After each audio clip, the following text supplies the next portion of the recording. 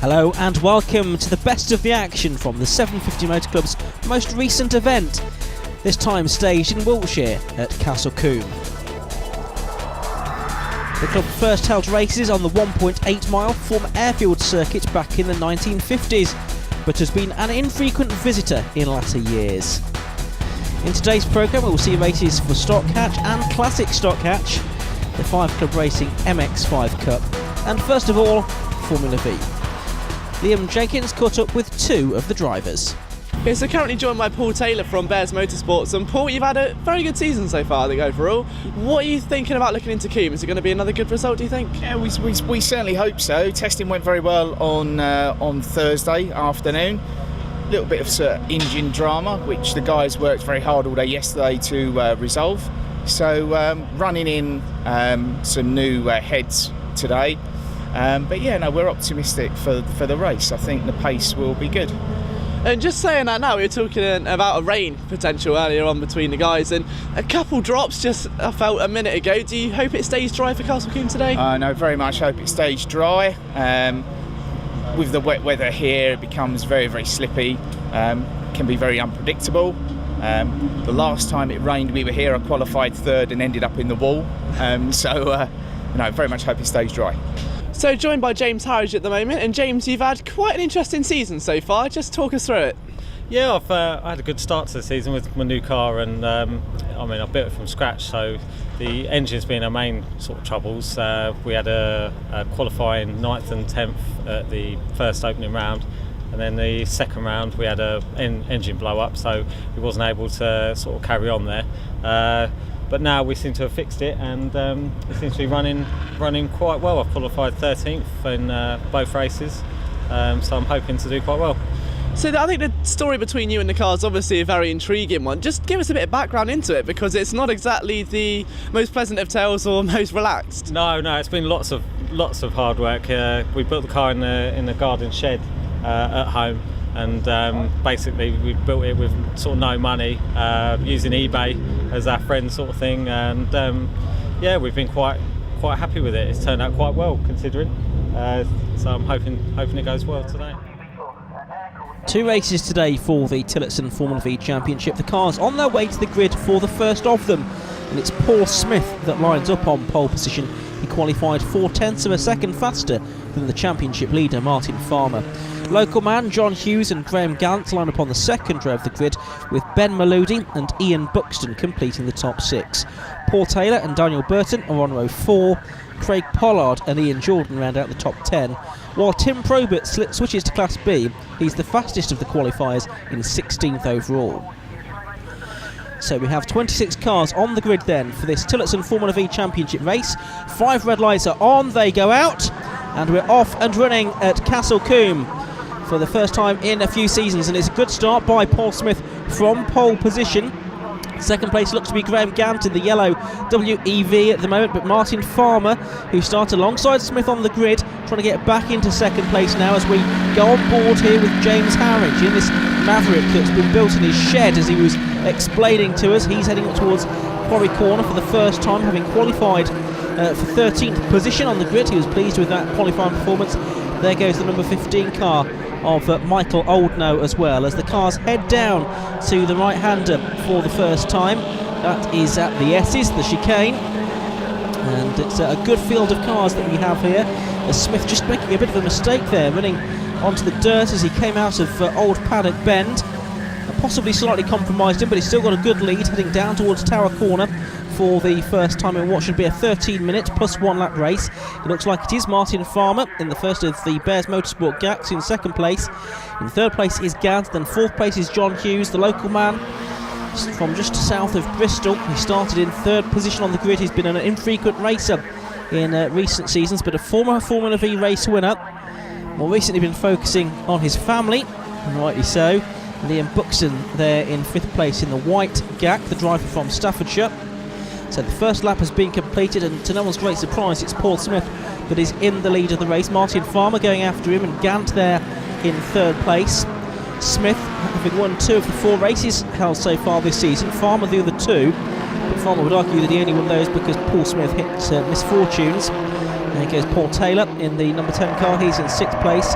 We're on board with Alex Jones a bit further back, and he spins, I'm afraid, up at Quarry Corner onto the grass. He's pointing in the wrong direction towards the oncoming traffic and the storm that's run by Jake Oliveira. For Alex Jones rejoins the circuit now with grass on its tyres right at the back of the field. So misfortune there for Alex Jones, a relative newcomer to Formula Vee racing. He's on board with James Harridge here, looking to improve on that 13th position that he attained in qualifying. Pushing hard is James. A lot of time and effort has gone into the preparation of this car, and in particular trying to sort out the engine problems that he had at the previous meeting. Well, Graham Gant is now with Martin Farmer for 2nd position, but yellow flags waving and the safety car board is out, and that's why I think we've got a car off. Looks to be number 46, which I think is that of Brenton Jones in the LB, and the safety car is now on circuit, but it didn't pick up the leader Paul Smith, and Paul Smith has gone off there. He's pulled off onto the inside of the circuit. The race leader, as the safety car was coming out, has hit problems. In all of the confusion, Graham Gant has assumed the lead, but Paul Smith, well, that's the 3rd time in 5 races this season he's had some kind of problem. It's been some kind of fuel pressure issue in previous races. I don't know whether it's the same thing again, but he's completed just 2 laps of this race. Race restarts after the safety car period. The green flags wave. Paul Smith takes a seat and watches on, but it's a great restart for Martin Farmer, the driver from Sutton Coldfield. Got a real jump there on Graham Gant, who was possibly caught napping a little bit when the safety car went back in, and Gant now has John Hughes in that number 37 car crawling all over the back of him. In 4th place it looked to be Ian Buxton, and Paul Taylor promoted up to 5th with the demise of Paul Smith, but it's Farmer who was leading the championship coming into this weekend on 74 points, Graham Gant on 70, and Paul Smith with a non-finish and an 8th place finish as well during the course of this year. He was in 3rd. A brief view of Ian Jordan then in the ex-Sam Oliveira Shane. Green flags waving all around the circuit then as this race gets back underway, and a mistake there for Gant.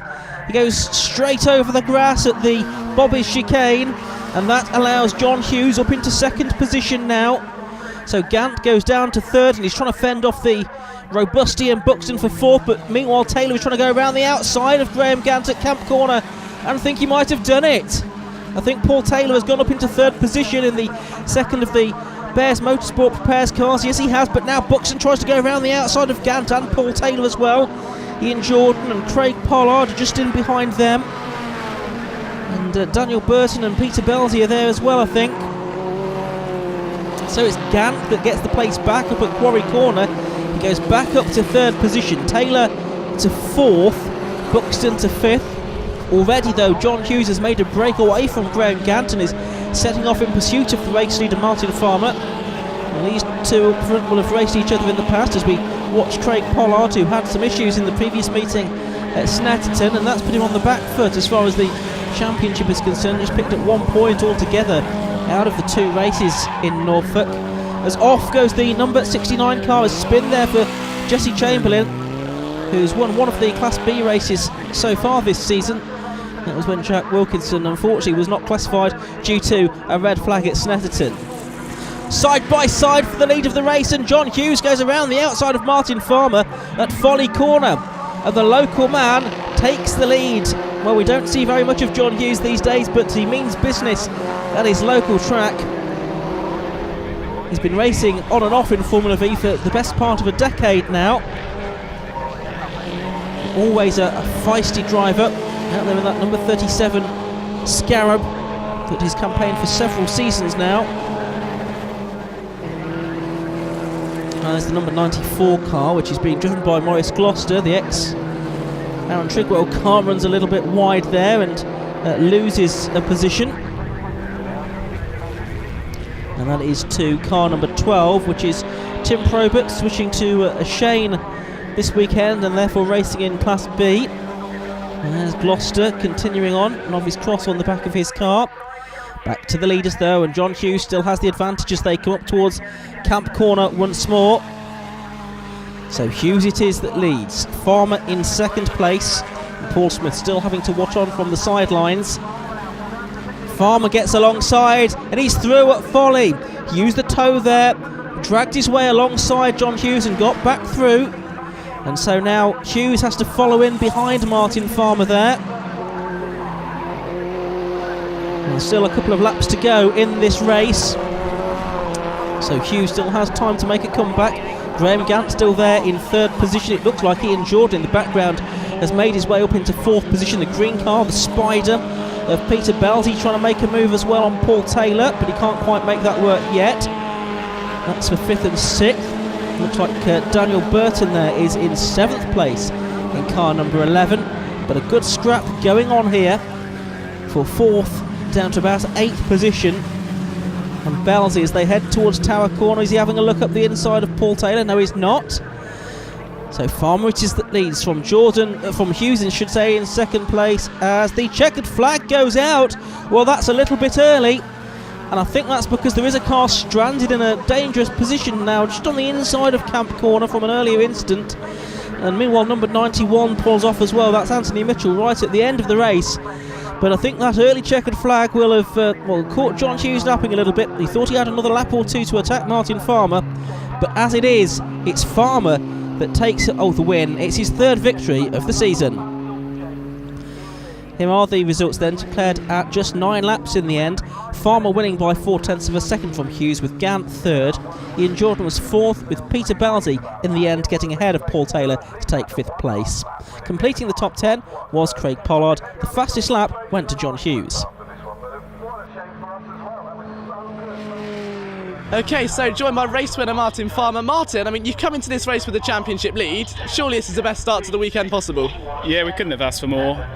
We're quite aware that we're leading the championship with a little bit of luck. So we've just got to pick up the wins when we can, which is generally when Paul isn't finishing at the moment. So yeah, we made the most of the race that we could. I mean, how was the race for you today anyway? Obviously a couple of safety cars. Was it quite a confusing race one? It was very eventful. I couldn't believe my luck when the safety car came in, because I got a massive break and I could see John getting nearer in the mirrors, and then suddenly the next lap he was right on the back of me, and I think neither of us wanted to lead on to the last lap.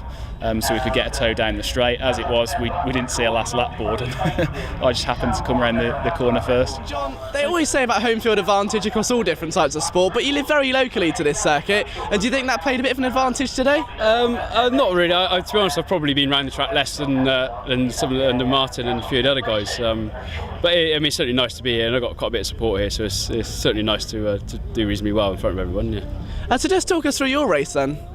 I had a pretty good start, but Graham had a sort of really good start, and managed to get in front of me, and then I was sort of right up behind him, and then the safety car came out, and Graham was a little bit slow off the mark when the safety car came in, so Martin got a bit of a lead, but I managed to overtake Graham in one of the chicanes, and managed to reel Martin in and got past him once or twice, and I was just sat behind him waiting for the last lap to sort of slipstreaming down the straight, and then as he came around the corner they brought the flag out 2 laps early, I think, because of a car stuck on the track, so yeah, a bit gutted that didn't have one more lap to try and get Martin, but I'm still pleased with second.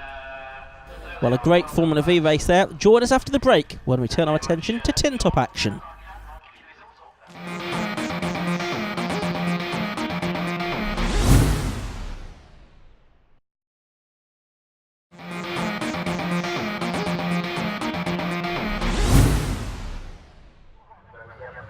It's round 5 of the Demon Tweaks Yokohama Stock Hatch and Classic Stock Hatch Championships here at Castle Combe. All of the cars sharing the same grid today. In the Stock Hatch Championship, Tom Bell leads Lee Deegan by a solitary point, whereas in the Classic division, Andrew Thorpe has a big 25-point advantage over Andy Philpotts.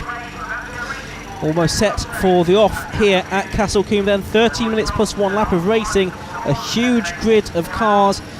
39 of them qualified. The lights go out, away we go. It was Shane Deegan and Tom Bell on pole position. Lee Deegan started 6th after a 3-place penalty carried over from the previous meeting at Snetterton, so he's got a little bit of work to do. And let's hope it's not quite such a frantic first lap as we had in that last meeting at Snetterton. All got a little bit destructive, but So far so good. Up towards Quarry Corner they go, then it's Shane Deegan that leads. Tom Bell is in second position, and then just about every other hatchback ever made turns through Quarry Corner trying to be third. There goes Ben Ward there in the Blue Bee Solutions entered car, the 134 number Ford Fiesta XR2. Moving back, you can see number 32 in the Vauxhall Nova, going wheel to wheel with one of the 205s. That was possibly John Peerless there, but out front it is the black car of Shane Deegan that leads. He won the last race at Snetterton. Further back, Lee Deegan tries to outbrake Carl Swift into Tower Corner. Not that it's much for a braking area there, but he does go through on the inside, and already then up into third place from sixth on the grid. And look how he's taking time out of Tom Bell, the championship leader, up ahead of us. Tom Bell, who has been the model of consistency. He was the champion from last season and has been second in every race so far this year. We go on board with number 34, and that's Scott Sharp. He started on row 7 today.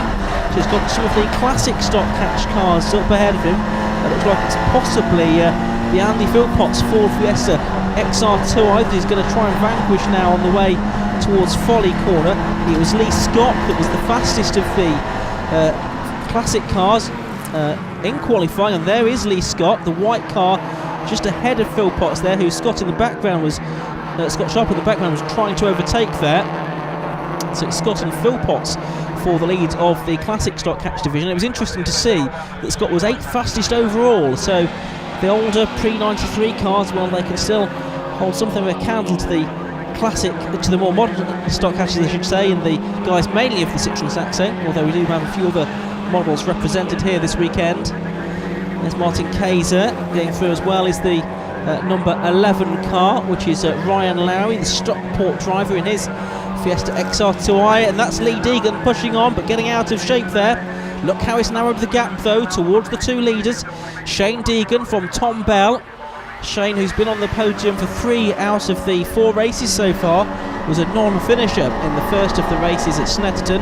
And Lee, who won both of the races, of course, at Brands Hatch, well, he's there in third place now. Lee also has had a non-finish at Snetterton, hence is 1 point behind Tom Bell in the championship, and is 1 position behind Tom Bell on track now.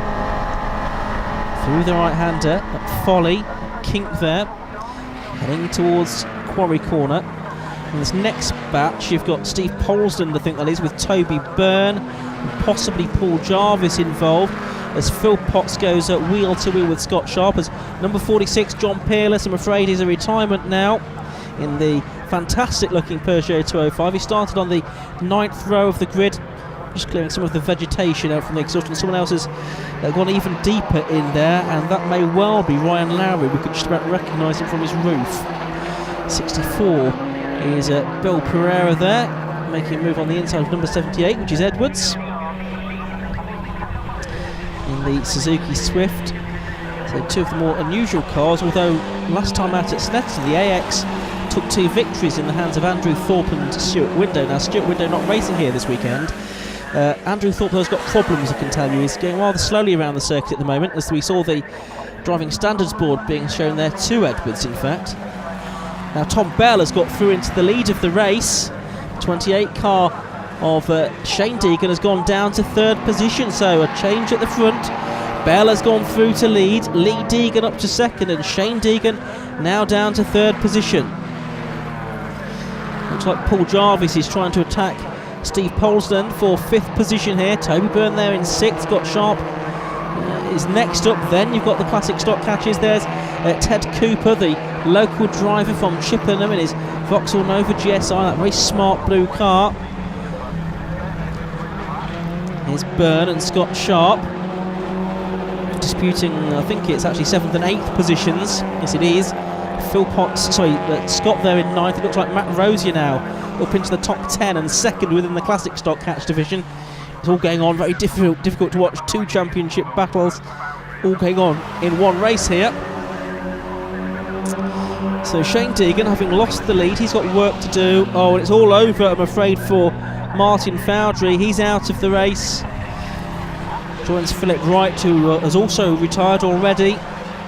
So it looks like mechanical problems for the Ford Fiesta XR2. And Lee Deegan still following Tom Bell. We're trying to go around the outside of him now at Quarry Corner. Look at the wheel.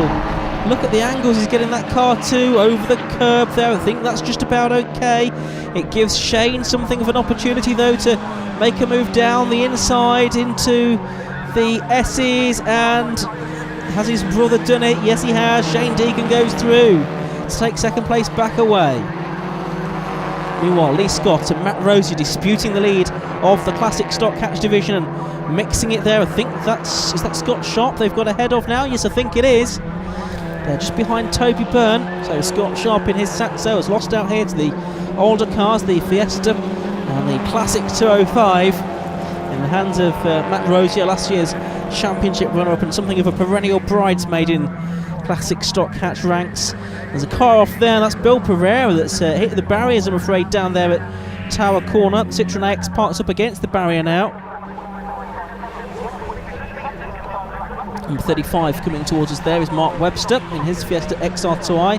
There once again is Ben Ward trying to keep the more modern Fiesta of Rupert Hind at bay.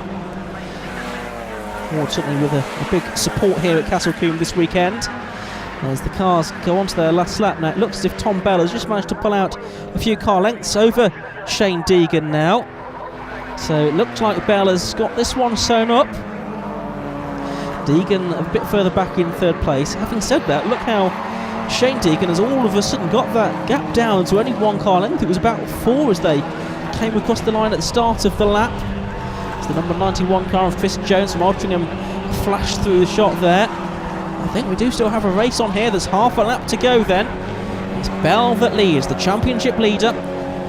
Yet to win a race though this season. He'd dearly love to do so here today at Castle Combe.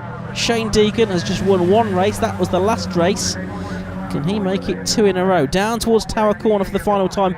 No chance of an overtake there, of course, because the double waved yellow flags are very much in evidence, but they passed the green flag now. They can go racing once more. There's the troubled Andrew Thorpe, the Classic Stock Catch Championship leader, keeping well out of the way, but he's not going to pick up many points from this one. Up towards Camp Corner for the final time. There's some traffic that I don't think they're quite going to catch here. The two leaders, though, are going side by side because Shane Deegan trying to go around the outside of Tom Bell here at the final corner. We're on board with Lee Deegan, and they are absolutely side by side as they go over the line. And Lee Deegan has to go right between the two of them, who were door handlers. They went over the line, and the verdict by just 2 1/1000ths of a second goes the way of Tom Bell for his first victory of the year in the Demon Tweaks Yokohama Classic Stock Catch Championship. Fantastic racing. Well, let's have a look at the results after all of that then. As I say, 2 1/1000ths of a second between Tom Bell and Shane Deegan.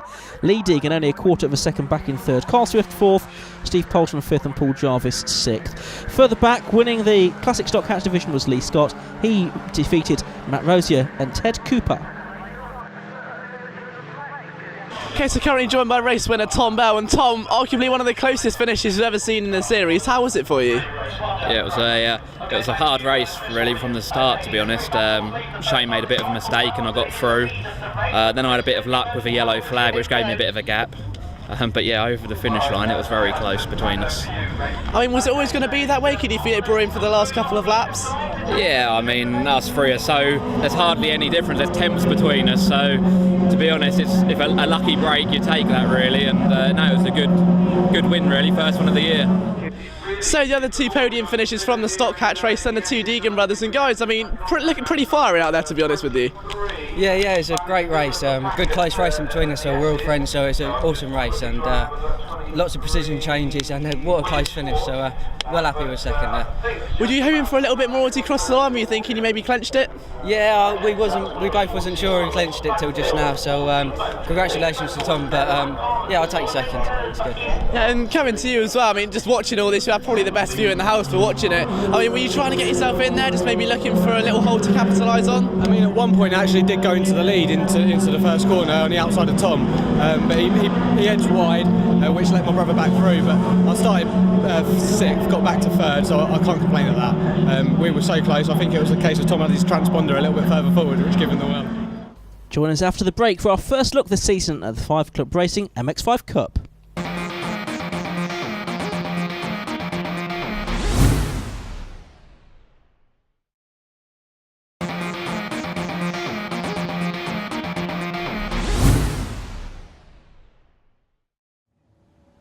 It's the 25th anniversary of the Mazda MX5, and this year we have them racing with the 750 Motor Club in the MX5 Cup.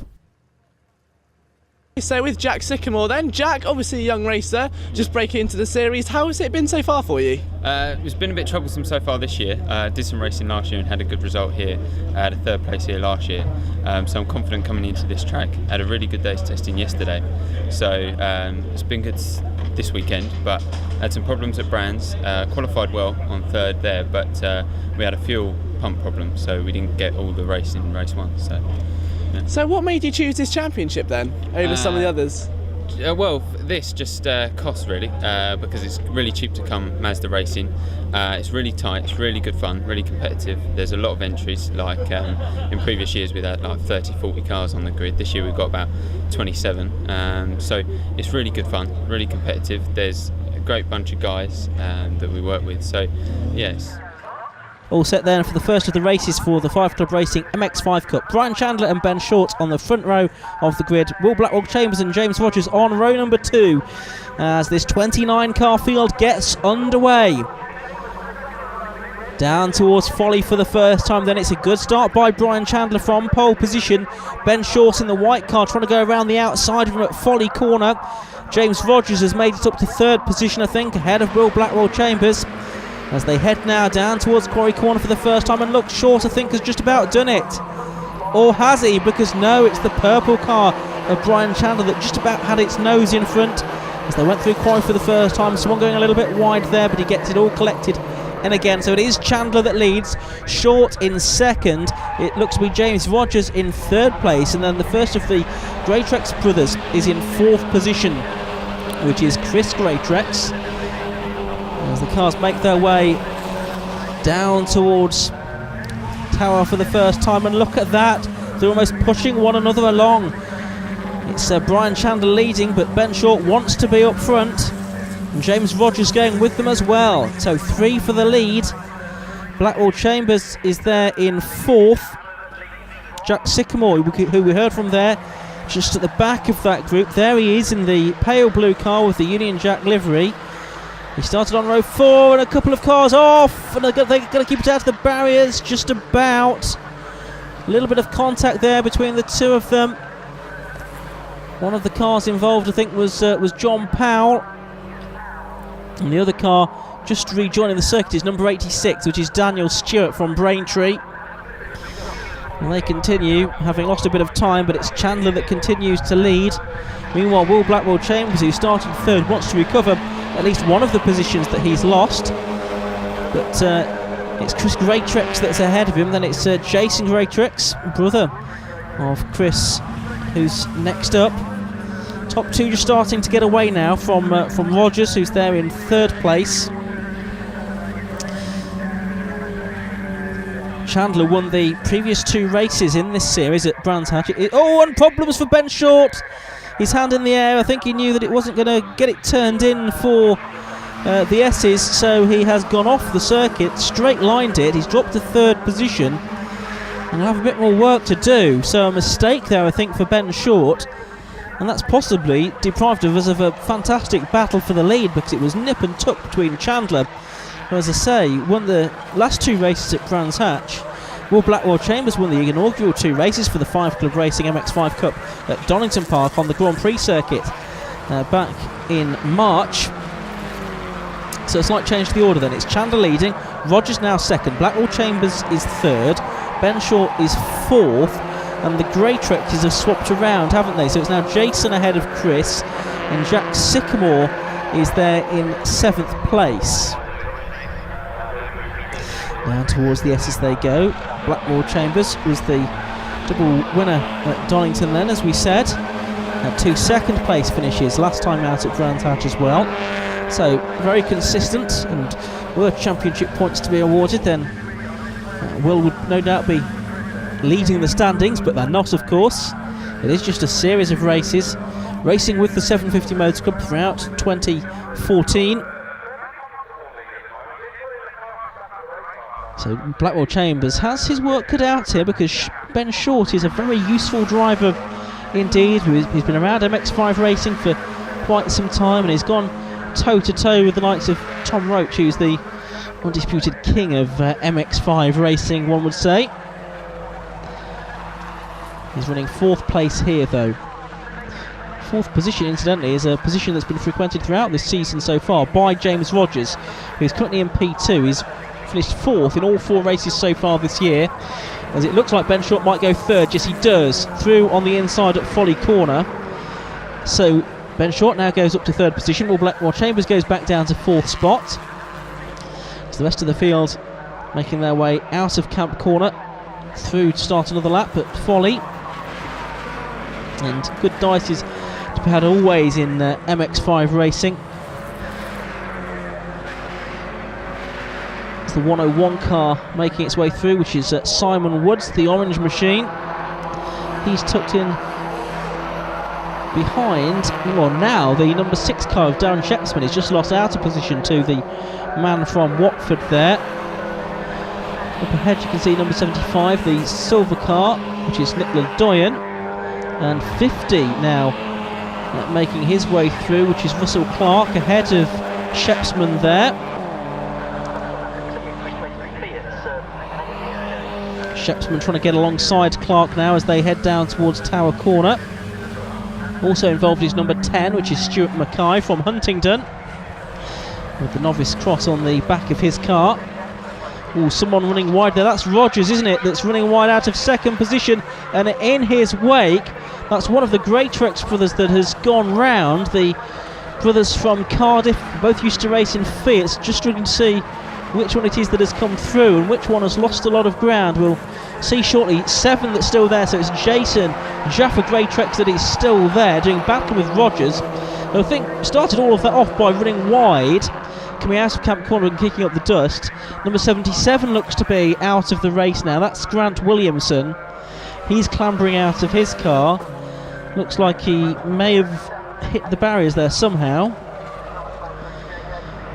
So we've had a bit of a shake-up, and there's some work to be done for this man here, which is Chris Greatrex in the number 93 car. He's got Jack Sycamore, number 91, right behind him. I think they're putting a lap there on one of the slower machines, but certainly now Chris Greatrex has got some work to do.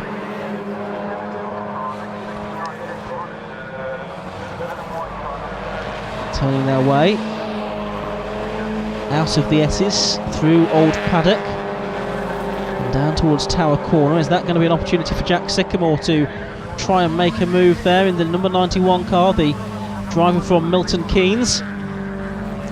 Has a look down the inside at Tower Corner, and he's done it, but runs wide on the exit of the corner, so Chris Greatrex immediately back through.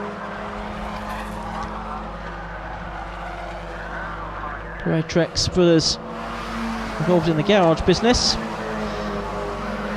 There's Chris Greatrex back ahead of Jack Sycamore now. Heading back up towards Camp Corner they go.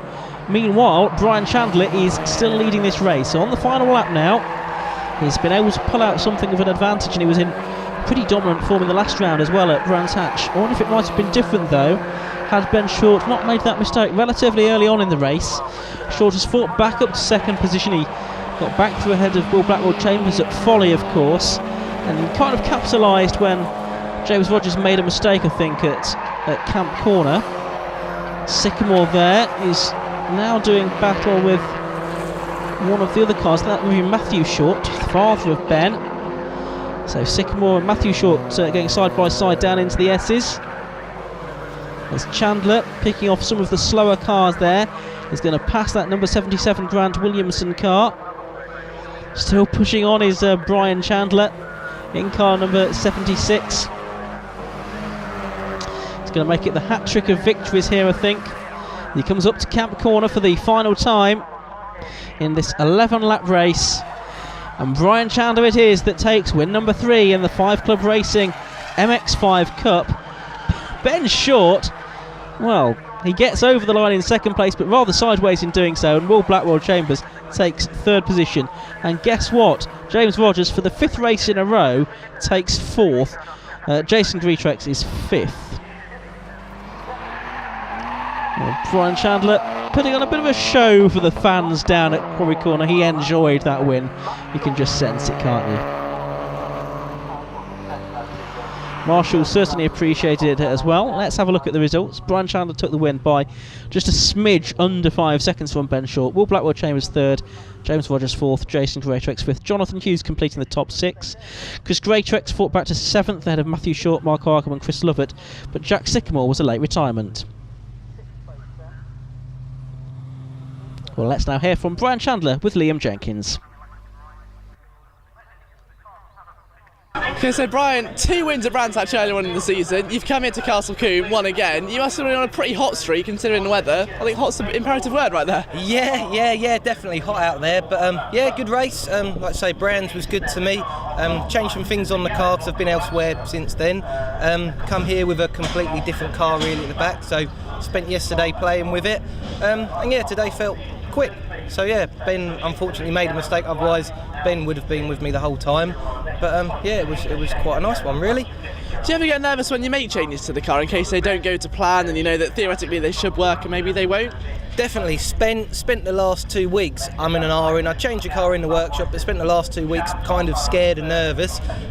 Spent all day testing with it yesterday, and luckily it didn't start off as bad as I thought. I thought it was going to take ages to settle it up, but out of the box yesterday was quite quick, and just a few changes as the day progressed, really. So still one race to come a bit later on as well. Have you got the same intentions of making it 4 wins on the bounce? Yeah, it's going to be hard though. Ben's promised he's not going to make a mistake, so yeah, Ben's going to be pushing hard. This is his local track, so yeah, I've not been here for 2-3 years, so yeah, Ben's going to be hard to beat next race.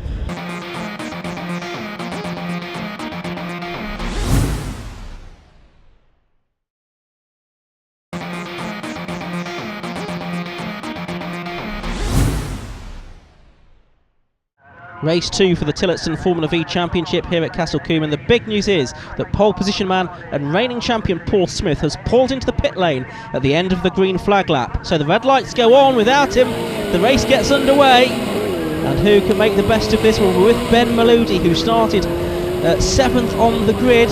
Up ahead of him he's got Ian Buxton and Paul Taylor, who started on row 3. But who leads the race? Well, it's side by side. It looks like it's the yellow car of Graham Gant from the 2nd row of the grid that's got his nose in front. He had a gap in front of him where Paul Smith should have been, but wasn't, because he pulled in with more problems at the end of the green flag lap. So Gant it is that leads. It looked like Farmer was in 2nd place. It's further back down the order. You can see the number 42 car there, which is Simon Evans. This great field of single-seaters, the VW Beetle, air-cooled, engined, powered cars, making great sight as they make their way through the S's. Gant it is with the advantage then. 3rd in the championship last year, Graham Gant. He's got last year's runner-up, Martin Farmer, just behind him, but Farmer, with that DNF for Paul Smith early on, extended his lead in the championship over Gant. But Gant turning the tables on him for the moment. And of course John Hughes, hungry for a win, having been denied in race 1. He's sitting there in 3rd place, Buxton 4th, Paul Taylor is in 5th spot, Steve Bailey you could see there in number 44. He was making his way through. It looked like Ian Jordan was a little bit further down the order, so possibly not such a good start for me, and he started on row 5 this time. Also Craig Pollard, I should say, has started the race from the pit lane, as it's 3 abreast for the lead very nearly. Gant holds on, but John Hughes trying to go around the outside of him as they go up towards Quarry Corner. Martin Farmer trying to make the most of the tow as well, and I think Farmer might do it. Yes, he's outmanoeuvred and outbraked them all going into Quarry Corner, but this really has brought the next 3 cars into contention as well. So it's Farmer now leading, Gant 2nd, Hughes in 3rd, but then you've got Buxton, Taylor and Daniel Burton, so it's really 6 cars for the lead. Towards Old Paddock for the 2nd time then. Hopefully we'll get the full race distance this time of 13 minutes plus 1 lap. We were denied a little bit of action early on as Farmer tries to go alongside Gant. Gant had got back in front, but down to Tower Corner trying to go around the outside. He's not made it work. So Gant and Farmer now starting to just edge away again from the rest of the field, as Craig Pollard seems to have more problems and more dramas there. It's not been a happy couple of meetings for the DIS trainee accountant.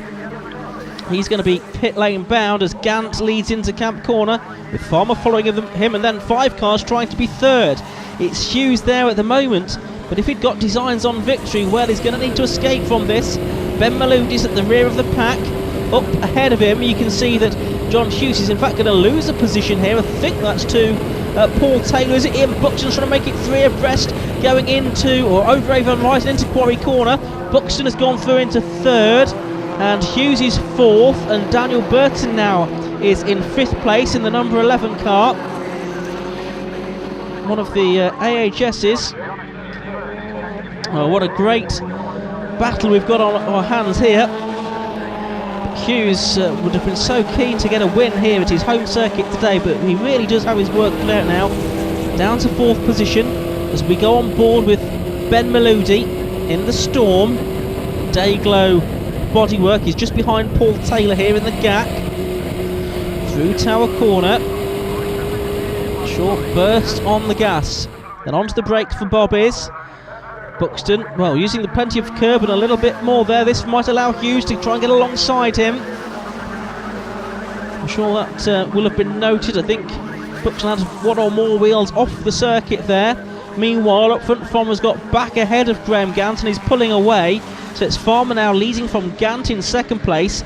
And Gant's coming back towards the rest of them now, headed by Buxton in 3rd place, who's an infrequent competitor in Formula Vee these days, but always goes well when he does come out.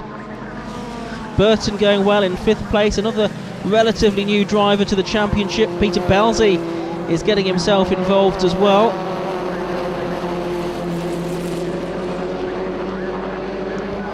Fantastic action there. You can see Farmer in the lead of the race. Hughes then behind Buxton now. Then you've got the 11 car of Burton, and spinning off the circuit goes number 15, which is Michael Oldknow in the gap. Anthony Mitchell has also somehow got a little tangled up, but that car is still there, it's stationary. Marshall's attending the scene, but it looks like that car's not going to go anywhere, and that's in a rather prone position on the outside of Quarry Corner. So Farmer it is that leads the way. Up towards Camp Corner they go. Gant in 2nd place, Buxton 3rd, Hughes in 4th position. Fantastic Formula Vee racing, not the most powerful cars in the world, nor the most aerodynamic. And that's a recipe for very good racing indeed. Over the line they go to start another lap then. Hughes having a look here to take 3rd place away from Buxton. I think he's done it. Through the right-hand kink at Folly Corner. That little scrap has put some daylight between itself and the next group, which Steve O is now bringing up the rear in 8th place. Out of Quarry and down the farm straight towards the S's all the time. Martin Farmer extending his advantage. Just in the back of shot there you could see the blue Maverick of James Harridge going very well up inside the top 10 as well. Safety car is on circuit. Well, that must be because of the number 15 Michael Oldknow car that was off at Quarry Corner. So he's one of the retirements. We've lost a few cars already in this race. We saw Anthony Mitchell having problems as well, but also Ian Jordan is out, Craig Pollard is out, Paul Smith we know is a non-starter, and I think I misidentified Peter Belzy earlier on because he too is out of the race. That number 15 car though has been gathered in by the hard-working Castle Combe recovery team. In goes the safety car. Martin Farmer got a very good restart after the safety car period in race 1. Not quite such an advantage in race number 2, as the rest of the field should be in more or less line astern as they head up to the timing line to start this new lap. Farmer it is, with that big lead that it got now eroded, and Gant trying to take full advantage here, running alongside on the straight up towards Quarry Corner, and he's got his car on the inside line, and Gant takes the lead of the race away from Martin Farmer now. Buxton's there in 3rd, John Hughes in 4th. Maybe this is what John Hughes needed if he was going to try and salvage a win from today here at Castle Combe. Paul Taylor there making it a quintet of cars in the lead of the race. Turning their way through Old Paddock Bend. Gantin, if anything here, just starting to pull out a little bit of a gap over Martin Farmer. It's about 4 car lengths through Hammerdown and towards Tower Corner. Crowd there have a great view of the circuit. There's plenty of superb spectating points here at Castle Combe. It's what makes it just your favourite with the spectators They're really enjoying the action provided by the 750 Motor Club this weekend. I'm sure they'll be looking forward to the 750 Motor Club making a return as Farmer gets through on the inside on the approach to Camp Corner. So Farmer gets the lead back now. Gant is back down to second position. It's Buxton third, Hughes fourth, Taylor fifth, and Daniel Burton there completing the top 6. Amid all of this, at the restart, Ben Maludi and Steve O have lost a little bit of ground, if anything, which is strange. You'd think the safety car would bunch things up a little bit. Gant, meanwhile, is trying to drive a very wide WEV to keep behind him Ian Buxton and John Hughes and Paul Taylor as well, who's now alongside John Hughes. They make their way towards the S's on the inside line, and Hughes goes back down to 5th position. So Paul Taylor, who was leading the championship after the opening meeting of the season at Brands Hatch, he's had a strong start to the year, but unfortunately has an exclusion in the previous meeting at Snetterton for a technical infringement, but he's back on form here at Castle Combe this weekend. Of course, in the first race he finished up inside the top 6, looking to improve on that here, running 4th at the moment. Oh, and a moment there, that's Jesse Chamberlain, I think, that's had an off into the barriers. He's gone, and the Essex driver will be very frustrated with that. A rookie racer this season. Sad to see him have a moment and sustain some damage to the car. 2 drivers being watched now, number 3 and number 5, so that's Graham Gant and also Steve O, and that will be for track limit infringements as we're on board with Ben Maludi here. His visor getting a little bit fogged. He's fending off one of those drivers that was receiving the warning, Steve O. Now Paul Taylor's gone from 4th back to 6th here because John Hughes has made his way through, and so too has Daniel Burton, gone back up inside the top 5. Immediately Taylor fights back though, but for the moment he is there in 6th position, which is where we finished in race 1.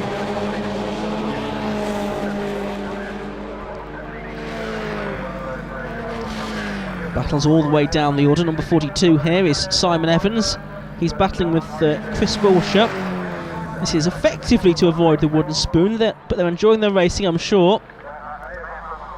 Green flags waving there, possibly because of an incident at the preceding corner. I think that's where Jesse Chamberlain went off at Tower Corner. Hughes here trying to make a move to get back into a podium position. He looked to go alongside Ian Buxton there, which would have put him on the outside line for Camp Corner. As Farmer goes through and takes the checkered flag. Well, he's certainly one happy racer here at Castle Combe today. A double victory for Martin Farmer, with Graham Gant taking his 2nd podium finish of the weekend as well. So Martin Farmer waving to the marshals, celebrating that victory, which was taken by just under a second from Graham Gant. Ian Buxton was 3rd, John Hughes 4th, and Daniel Burton 5th. Farmer also got the fastest lap. Further back, it was Paul Taylor, Ben Maludi, Steve O, James Howage and Maurice Gloucester completing the top 10.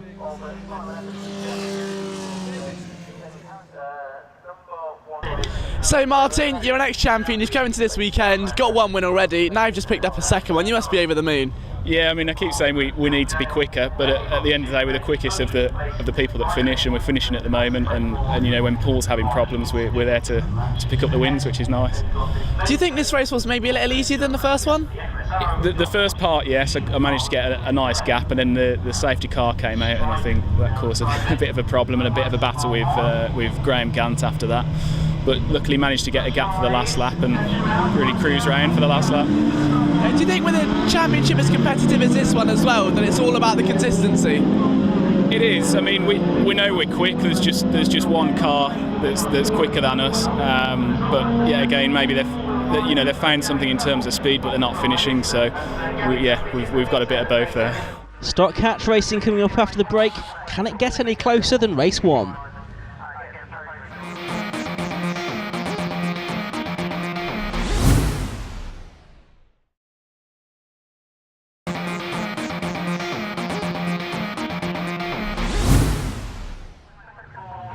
Second race of the day for the Demon Tweaks Yokohama Stock Catch and Classic Stock Catch Championships. The grid set by the 2nd fastest qualifying times. It's Shane Deegan and Lee Deegan on the front row as the lights go out. We're on board with Ryan Lowry. He's escaped from the field.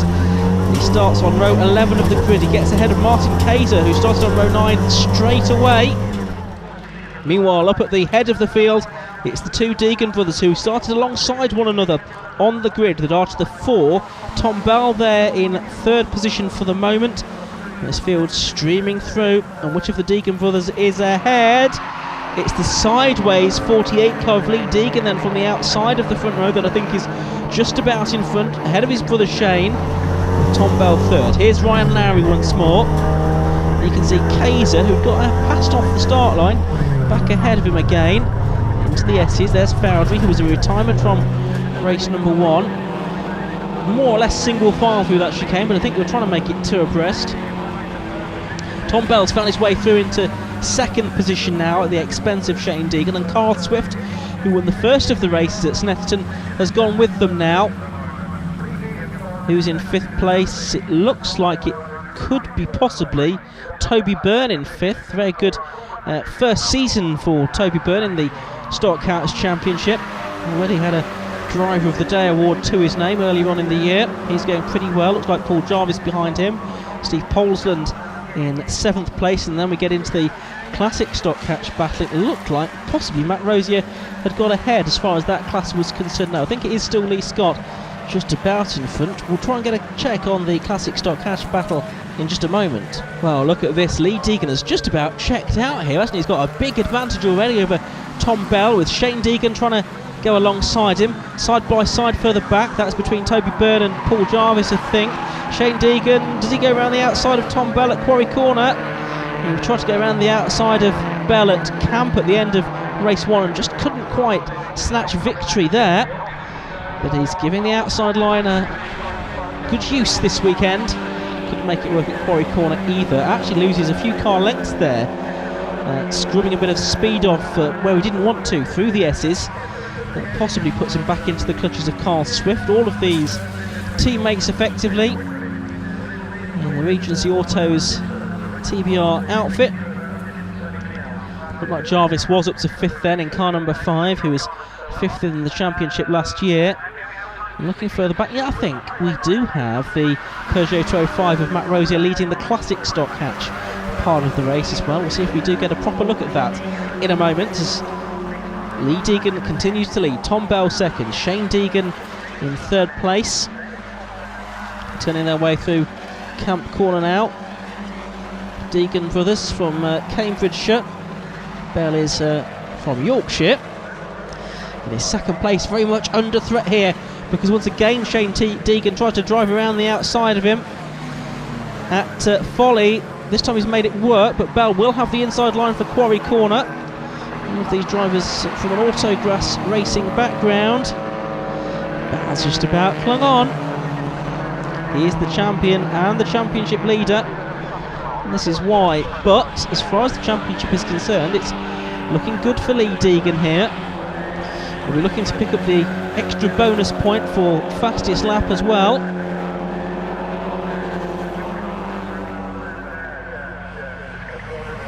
I think it will all prove crucial towards the end of the season. We're only on round 6th of the championship now. There's 14 this season. Drivers can drop their 2 worst scores at the end of the year, and I've got a feeling it could prove to be very tight between these 3 drivers. Shane Deegan's a bit further back in the points, but only because he had a non-finish, but he was able to drop that at the end of the year.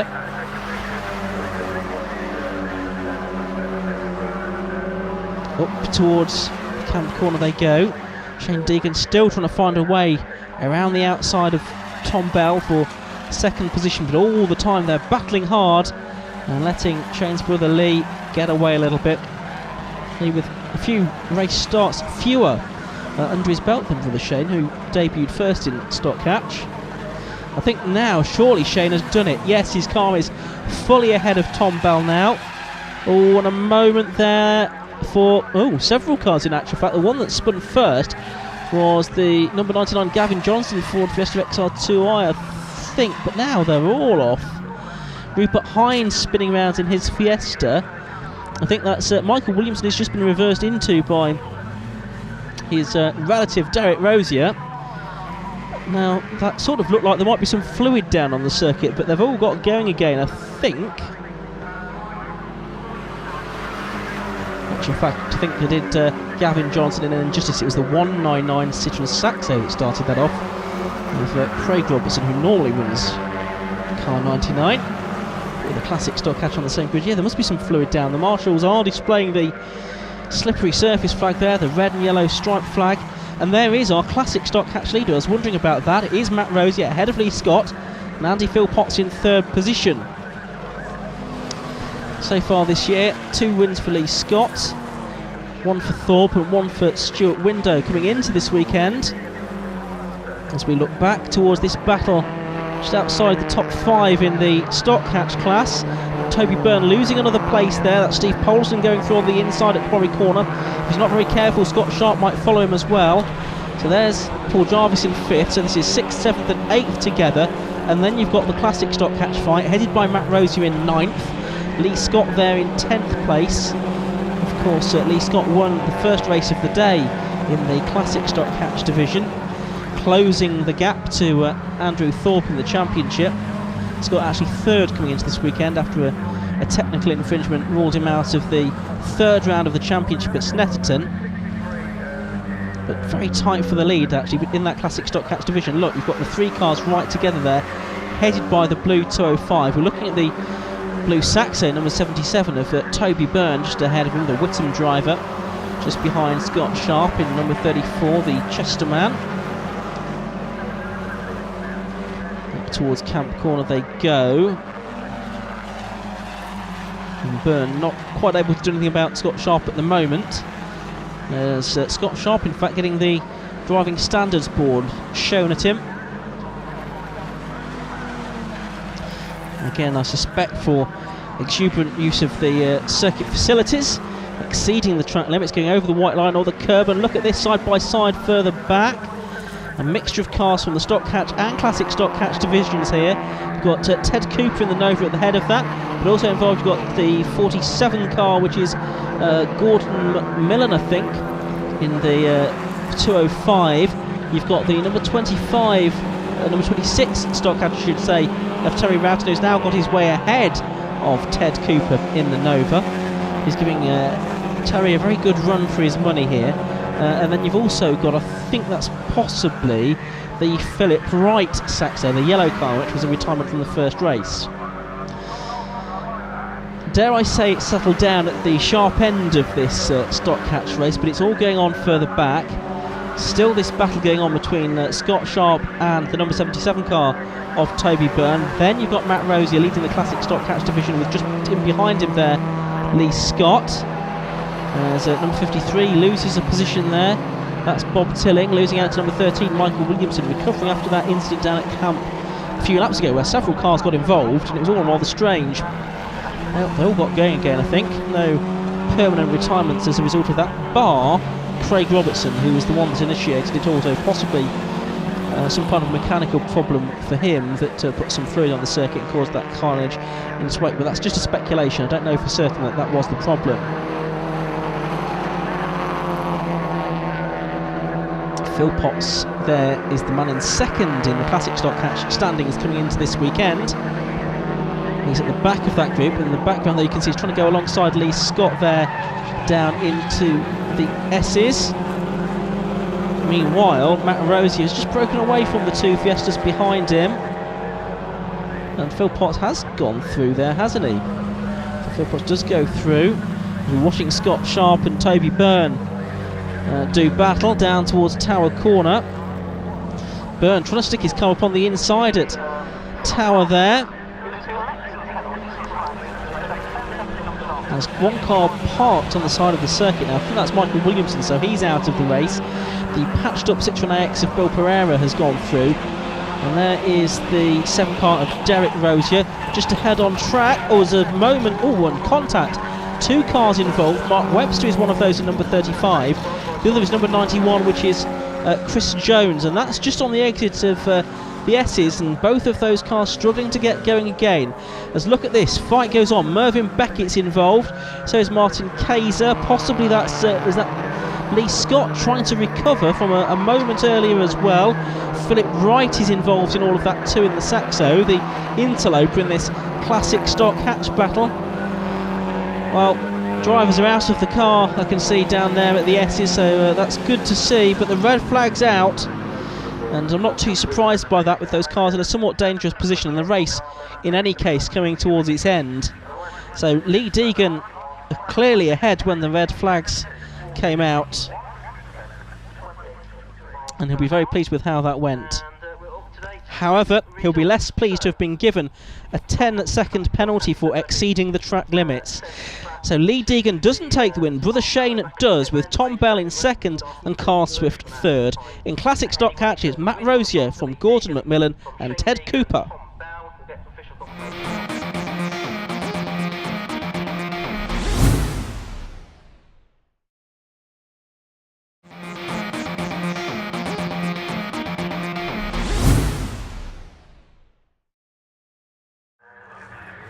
Grid for the second 5 Club Racing MX5 Cup race of the day is determined by the finishing order for race 1. So it's Brian Chandler, Ben Short, Will Blackwell Chambers, James Rogers, Jason Greatrex and Jonathan Hughes on the first 3 rows of the grid.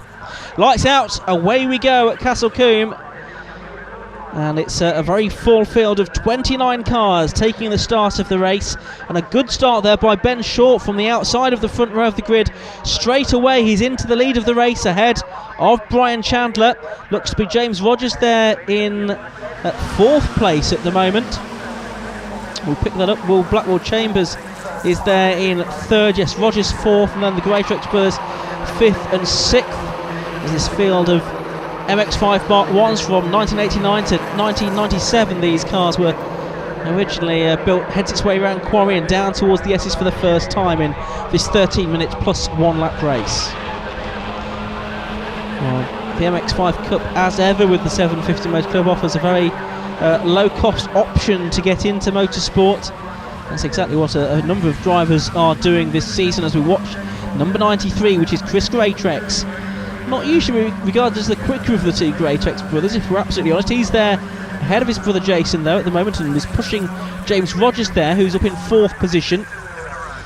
But there's 2 very similarly liveried cars for the Greatrex brothers, the red and white. They have different coloured mirrors and sun strips, I think, which is just about the only way that you can tell them apart from a distance. It's the white sun strip for Chris and the red sun strip for Jason. Turn their way through Camp Corner at the end of lap 1 then, with Ben Short leading, Brian Chandler second, Will Blackwell Chambers third. Now, can Ben Short cling on without making a mistake this time that cost him his chances of challenging Brian Chandler for the lead in race number 1? If so, I think we could have a very good race on our hands here. There's Rogers in the Haven entered car, number 69. Turning its way around Quarry Corner now in 4th place. As we've said, a very consistent run that he's had this season. I'm sure he'd love to get up onto the podium positions though for the first time this year, if he can possibly make it. Top 2 just edging away, but Will Blackwell Chambers in 3rd place is certainly in James Rogers' reach. Much improved driver, it seemed to me, this season is James Rogers. Just taken his racing to another level this year. Top 6 getting away from Jonathan Hughes there in 7th place in the number 55 car. He's having a bit of a race on his own at the moment. I think it's Matthew Short in 8th position, just looking further into the background, but it's Ben Short that leads from Brian Chandler. Ben Short in that number 4 car. Ben also involved in running a team and preparing other MX5s for racing. And many drivers do avail themselves of the service that he offers. Up towards the right-hander at Folly, this kink. Not even a lift there, I don't think, in an MX5. The cars had their own one-make championship back in the day, of course, in the around about 1990. But they had a revival in the 2000s as a very good option for a budget one-make series. They run the 1.6 litre, 16-valve engine, of course. Very evenly matched cars. The focus is firmly on the ability of the driver, and we can see that the best drivers out there today are indeed Ben Short and Brian Chandler. Chandler having won race 1, making it a hat-trick. Ben Short will be keen to try and put a stop to this run though. in the 5 Club Racing MX5 Cup. We didn't see Ben at Brands Hatch for the second meeting. He was at Donington for the opening event of the year, where he had a couple of 5th place finishes on the Grand Prix circuit there. Can he get his first win here today at Castle Combe? Not if Brian Chandler's got anything to do about it, because look how hard he's pushing, almost literally pushing Ben Short along Dean Straight towards Camp Corner. Less than a car length between them as they apex the right-hander now and go over the line to start another lap. They're edging away still from Will Blackwell Chambers in 3rd and James Rogers in 4th place. Now Chandler has a look, as in the inset there we can see, I think that might be Amy Barker having a problem and just short-cutting the chicane, but for the lead of the race it's Chandler down the inside, and he's got the lead away from Ben Short now, but can Ben Short fight back on the exit of the corner? Well, no, he can't, but don't rule him out from coming back. He's having another look to the outside at the first part of the S's. And only take the tiniest of mistakes for Brian Chandler to give Ben Short another chance here. I'm sure Ben will try and make his own opportunities though as well. As we look at Will Blackwell Chambers there in the 43 car. In 3rd position, and James Rogers in 4th place as well in that number 69 car. Driving from Hereford, so a relatively local circuit to him this weekend.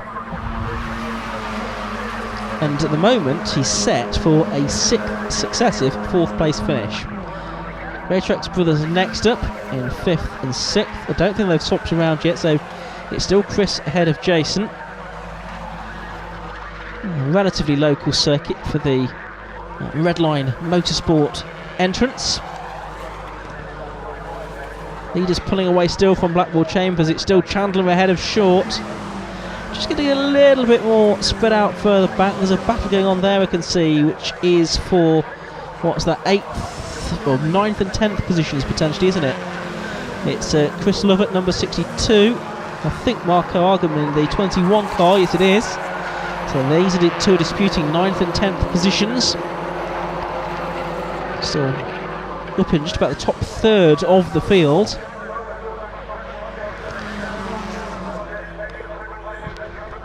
And here's Amy Barker trying to come back from that earlier problem she had down at the chicane. She's been on good form recently, had a win in another series at Cadwell Park just a couple of weeks ago. She's the head there of the number 50 car of Russell Clark, also involved as well is it Stuart Mackay. In the background I can see the Daniel Stewart car as well. So that beg your pardon, that's the Thomas Pugh car, isn't it? As spinning, well, 2 cars go off. The second of those, Kelly Williams, in sympathy I think for Russell Clark, who had that moment at the S's, and Kelly sort of followed him round. She'll rejoin as well though. This was the 68 car I could see of Thomas Pugh, not the Daniel Stewart car, I'm afraid. I got those two muddled up. Now, here is a move being made further back by number 91, which is Jack Sycamore. Now, he was a late retirement from the first race, so he's had to start right at the back of the grid here, but he's putting a move here on the number 16 car, which is John Powell. He's gone through on the inside of Quarry Corner there, so a good move from Jack Sycamore, who's got a very determined look on his face underneath his helmet. Here are the leaders once more. It's Brian Chandler still leading from Ben Short in 2nd and Will Blackwell Chambers in 3rd. 'Twas ever thus. Short there, the back stepping out. He runs over the curb on the exit of Bobby's. Traffic starting to come into play here as well. Well, let's have a look at the private Greytrex battle, and it is still 93 ahead of 7, so Chris ahead of Jason. Jason also having done some mini challenge racing in the past as well. Into the final lap then for the race leaders. Brian Chandler, I think he's probably got enough in hand here to defeat Ben Short, but it's been a bit closer this time through. There's 1 or 2 cars being lapped there. I think that's the 71 car of Gareth James. Can Jason Greytrex get ahead of brother Chris on this final lap of the race, I wonder? And another 2/3 of a lap in order to do it. Down towards the S's, running out of opportunities all the time. Towers an option, or possibly a last minute lunge into Camp Corner to try and get 5th place away. You wouldn't want to take your teammate and brother out though, would you? Well, Sycamore, having got ahead of Powell, hasn't really got away, and the 86 car is involved too of Daniel Stewart as off goes number 78, which is Kevin Dengate, isn't it? Goes all the way off the circuit there. He rejoins. That was a very wild moment for the MX5 regular. As up towards Camp Corner with the headlamps on comes Brian Chandler, and he's going to make it 4 wins in a row in the 5 Club Racing MX5 Cup. The checkered flag goes out, and it's 4 wins for Brian Chandler. Another second place finish for Ben Short, and Will Blackwell Chambers finishes in 3rd place.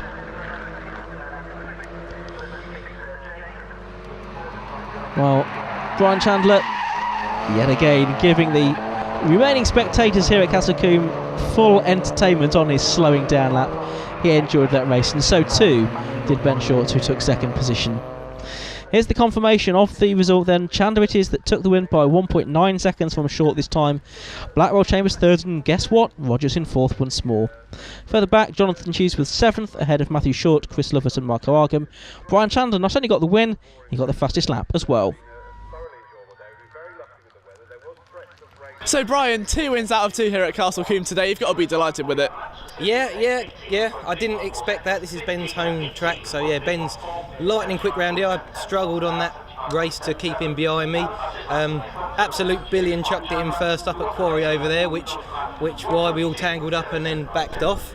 And that was about it really. Then it was just a case of either Ben in front or me in front, and just kind of like seeing if we can stay there without falling off. So Ben, 2 podiums in a row. I mean, how are you feeling after that weekend? You're on the tail for a win both races really. Were you hoping for a win or? Yeah, well, of course, yeah, hoping for a win. I think robbed is a word I might use. Brian and I have always raced closely, and went for a move on the brakes, and unfortunately sort of slightly lost it. He came out on top on that one. So cars run really well. It's just come out of hibernation since a bit of a shunt last year. So I'm really glad BS Motorsport boys nailed it back together, and it's like putting on an old glove. You know, it's exactly the same car. It's really nice to drive. Well, that's all we've got time for at Castle Combe. The next 750 Motor Club action is at Rockingham. Join us for the highlights from that in a few weeks' time. Bye-bye.